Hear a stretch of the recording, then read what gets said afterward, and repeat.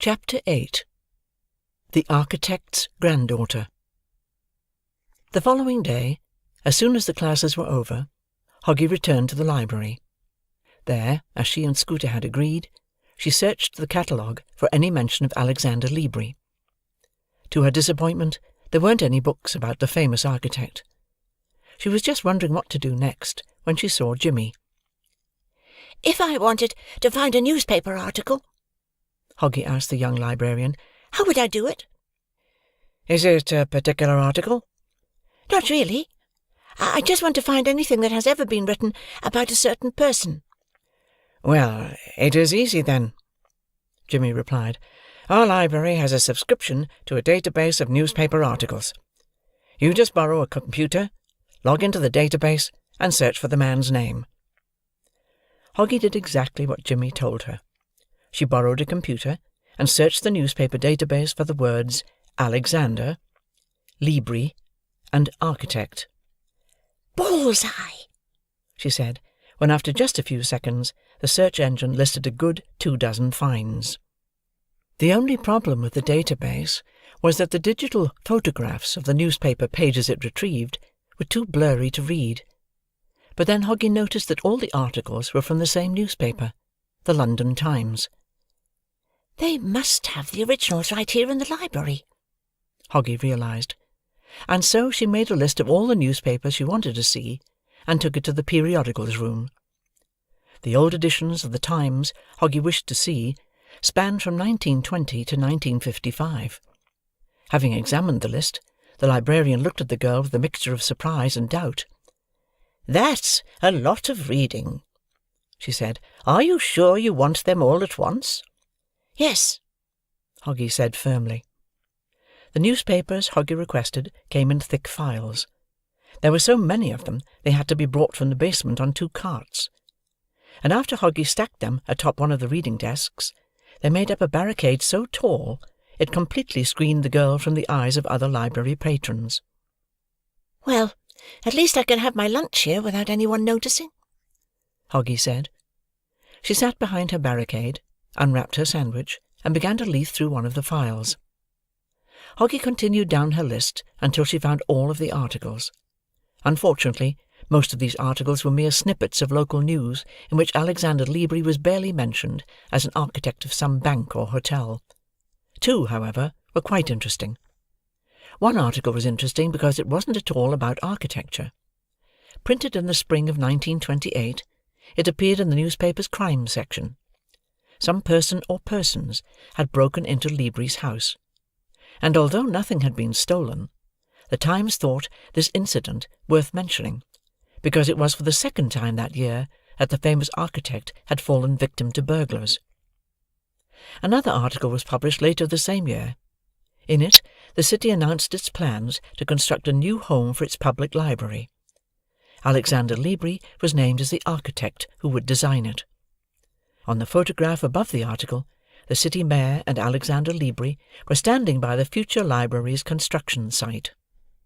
Hoggie made photocopies of both articles, and was just double-checking her list, when Scooter's dishevelled head appeared over the top of the newspaper barricade. "Hello," he said cheerfully. "How's it going?"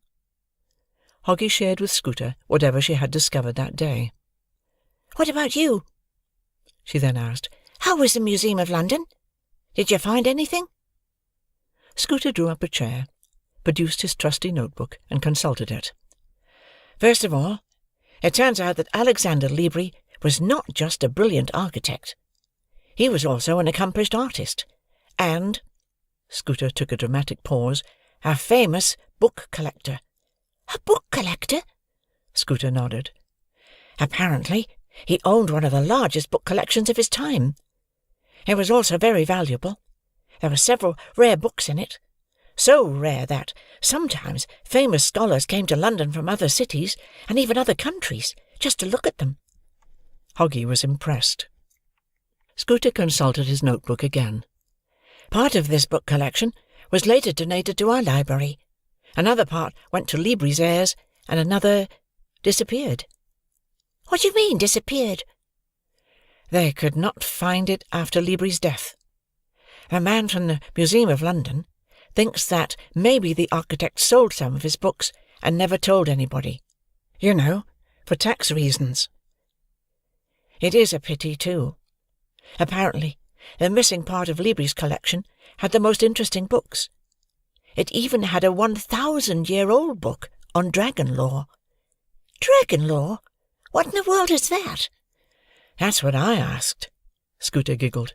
The book was about dragons, where they came from, their habits, even maps where they supposedly hid their treasures.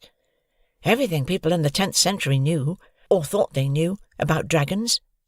Do they have the blueprints at the library? Scooter paused. They used to, but then they disappeared. Hoggie wrinkled her nose. What is it about this man that all of his things go missing? Well, the blueprints did not just go missing. They were stolen. Scooter picked up one of Hoggie's sandwiches and ate it in 2 bites. About 6 months ago, somebody broke into the museum and stole the entire contents of the L drawer. The man who told me about Alexander Libri thinks that they were really after some Victorian photographs, and Libri's plans were simply stolen with the rest of the lot. Hoggie pondered Scooter's story for some time. Does anyone have copies of the blueprints? Scooter had his reply ready. The Museum of London did not know, but Catherine Libri may. Who is Catherine Libri? The architect's granddaughter. She lives here in London, in the house she inherited from her grandfather. I bet it's full of all sorts of old papers. Maybe even some of Libri's designs. Great! Let's go see her tomorrow after school. Alexander Libri's house was on Fountain Street, on the southern edge of Hempstead Heath. The friends climbed a set of crackled stone stairs and rang the doorbell. Moments later, the door opened, revealing a woman. Good afternoon, Miss Libri, Scooter said. I'm Scooter. I called you yesterday. Oh, yes, of course. Do come in. The woman who opened the door, Catherine Libri, had sparkly brown eyes and a lovely smile. She ushered her little visitors through the foyer and into a spacious living-room. Sit here by the fire, she insisted. It's cold today. Hoggie and Scooter obediently settled into the comfortable armchairs by the fireplace. So, Miss Libri noted, I hear you are researching Grandpa. We are, Miss Libri, Scooter replied. We are writing a report about him for our history class. This is so thrilling, the architect's granddaughter said, although I am afraid I won't be much help to you. I was still a little girl when Grandpa died. Whatever you can tell us, Miss Libri, Scooter encouraged her. Very well, the woman smiled. I'll put the kettle on, then. There was something about Catherine Libri's house that made her visitors feel as comfortable as they would in their own homes. Everything in her living-room, from the big comfortable sofa to the dozens of old photographs on the walls, seemed to give off warmth and light. Catherine was also a wonderful host. She was really excited about someone being interested in her ancestor, even that someone was just a couple of school students. And in the entire afternoon that Hoggie and Scooter spent in her living-room, drinking tea and eating scones, she told them quite a few stories from Alexander Libri's life. She told them, for instance, that the Libri family came from Italy. Libri is an Italian name, Catherine explained, filling the children's cups with tea. It means books. Were your ancestors writers? Librarians. Several generations of them, from the Middle Ages to the very day our family came to England. Here the Libri men took on other professions. My great-grandfather, Antonio Libri, was an engineer, and his son Alexander was an architect. Still, she added, their passion for books never changed. Antonio was an avid book collector and an obsessive reader. They say that he even died while sitting in his library reading a book. And Alexander was just the same, always with his nose in a book. My father told me that Grandma had frequent squabbles with Grandpa because he would always try to sneak a book to a dinner table, and he would not stop doing it until the day he accidentally stuck his hand into a bowl of hot soup and scalded himself. Do you want to see Grandpa's book collection? Catherine asked suddenly. and as Hoggie and Scooter nodded enthusiastically, she put her teacup aside, rose, and beckoned them to follow her to the house's east wing. Here, at the end of the corridor, she stopped by a closed door, and said, "Of course, it's not what it used to be, but still." Catherine opened the door, and the children gasped, enchanted. Behind the door was an enormous room.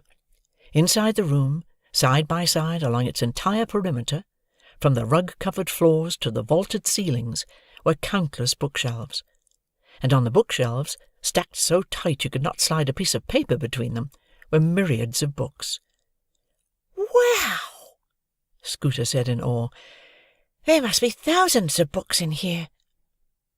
Judging by his collection, Alexander Libri possessed a lot of different interests. Architecture was the biggest of them, but he was also fond of mechanics, history, and arts. Some of the books were quite ancient, 200, even 300 years old. Catherine explained that those were acquired by the Libris while they were still living in Italy. As Hoggie rummaged through the library, she noticed that all the books in the room had the same distinguishing mark on their inside cover: a small picture of a door, ajar, with the bright light shining through the opening. Above the door's threshold there was writing: Scientia vincit, metus, operit, januas, et dispellit tenebras. Hoggie asked Catherine about the picture, and the woman explained. "It's an ex libris, a mark that identifies the owner of the book. The writing is in Latin. It means, 'Knowledge conquers fears, opens doors, and dispels the darkness.'" Hoggie wrinkled her forehead. "I think I've heard this expression before. Some of the grandfather's books were given to the city library after his death," Catherine said. "They may still have our family's ex libris." Apart from the books, the only other items in the library were an old wing-back chair and a small statue on a tall marble stand. Scooter recognized the statue right away. "Hey, that's Saint Jerome." He moved closer and examined the figures of the famous monk and his trusty companion, the lion. "The statue atop the city library is a bit like yours." "Actually," Catherine smiled, "the statue atop the library is exactly like this one. You see, it too was designed by my grandfather." "I've been wondering for a long time why they put Saint Jerome on the library's roof," Hoggie said. "That's because Saint Jerome was a patron saint of librarians," Scooter explained. "He was also a patron saint of students," Catherine said.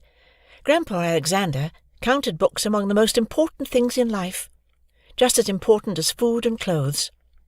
He used to say that while food feeds one's body, books feed one's mind. And he thought it particularly important that children have access to books, because a young man's growing mind is even in greater need of knowledge than the mind of a grown man.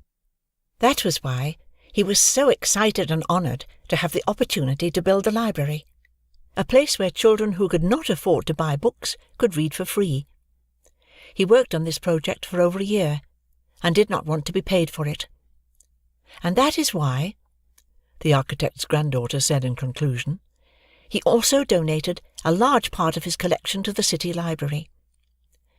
Scooter used this opportunity to ask Catherine something he had been meaning to ask all afternoon. "We have heard that part of your grandfather's collection went missing." Catherine nodded. "It's true. When they appraised the estate after his death, they discovered that several of the most valuable volumes were missing. The disappearance caused quite a stir among book collectors. The government even accused my father of hiding the books so as to avoid the inheritance tax. Imagine that!" Catherine shook her head in indignation. "Do you think the books were stolen?" Scooter persisted. The woman shrugged. "I suppose everything is possible. But, most likely, grandfather just gave the books away. You see, he was not like other book collectors. Many of those people collect books just for the sake of collecting. They are not interested in what's written in the books, only in their material value. Once they acquire a book, they lock it up in a safe and never show it to anyone. Grandpa wasn't like that. He loved books for the knowledge they contained, and shared both his knowledge and his books with others generously. He might have simply donated the books to some school, and never accepted any credit for it. "And what did your parents think about all this?" Scooter asked. "Oh, my father would never question any of Grandpa's decisions. He adored the old man." "But wouldn't it be fairer if you inherited all those rare books instead of some school?" "But I still have plenty." Catherine waved at the countless rows of books. "I've been reading these books for years, and I haven't even gone through 1/10 of them. Frankly, sometimes I think I have way too many books.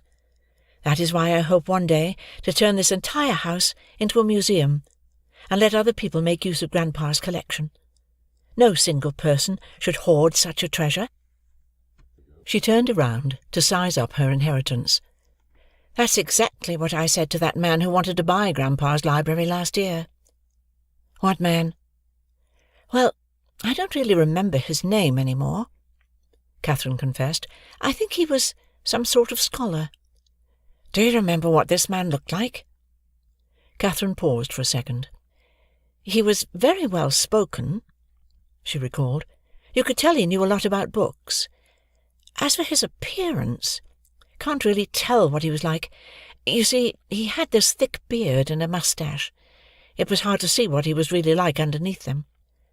I did notice, however, that he was very tanned, as if he had been living in a hot, sunny climate for a while." Unfortunately for Hoggie and Scooter, Catherine could not tell them much about her grandfather's designs.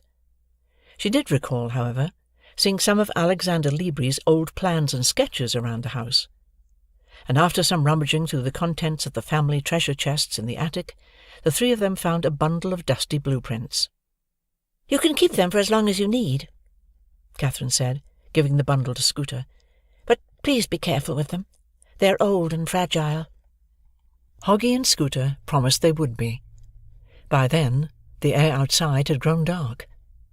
As the young adventurers were preparing to leave, Hoggie said, "Thank you so much for talking to us. Without your help, we'd probably be stuck in the library for months, looking for bits of information about your grandfather. I spent the entire day yesterday digging through the old newspapers, and all I found was just a couple of articles." "Oh, how interesting!" Catherine exclaimed.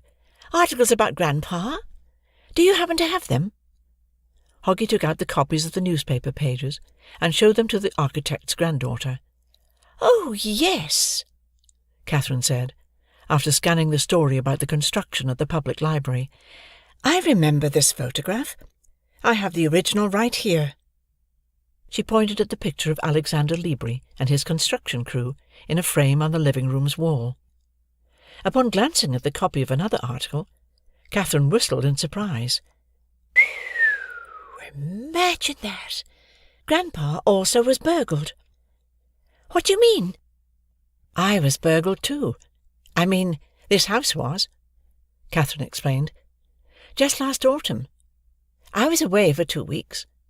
One night my neighbour saw lights in the living-room and called the police." "Was anything stolen?" "Nothing at all. But it seems that somebody took some of the books off the shelves in the library and then put them back." "What do you think they were looking for?" Catherine shrugged. "No idea. A safe, perhaps. You know, the kind that is built into a wall. I never had one, but maybe they thought I did." As Hoggie and Scooter boarded a southbound bus, Hoggie said, "That was fun, even though we haven't learned anything really useful." "Let's hope these will help," Scooter said, optimistically, nodding at the bundle of Alexander Libri's old plans. Then suddenly he said, "That man who asked Catherine to sell him her grandfather's book collection sounded just like Dr. Barnaby." Hoggie shrugged. "It could have been anyone." "But what about the beard and moustache? And the tan?" Hoggie shrugged again. "Anybody can glue on a beard and a moustache, and with a bit of make-up, anybody can look like they just came from the tropics." "That's true," Scooter agreed. But the man also knew a lot about books.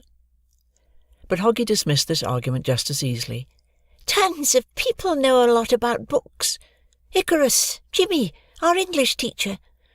What about the burglars? Scooter then remarked. Do you think it's a coincidence that someone broke into Catherine's house?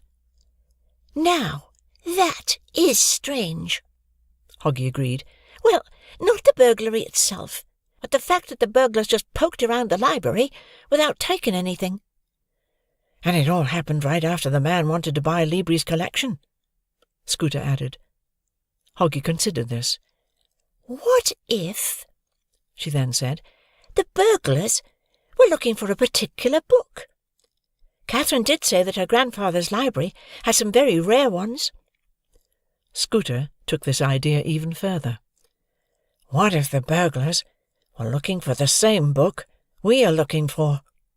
We don't even know if the book we're looking for belonged to Alexander Libri. No, but it makes sense, Scooter pointed out. It was Libri who built the library. It was Libri who built the secret room. Well, if there is such a room, after all. So, logically, he would be the one to hide the book in the secret room. Hoggy had to concede that it made sense. Oh, well, she said in the end. It's no use guessing. Let's see what we can learn from Libri's construction plans.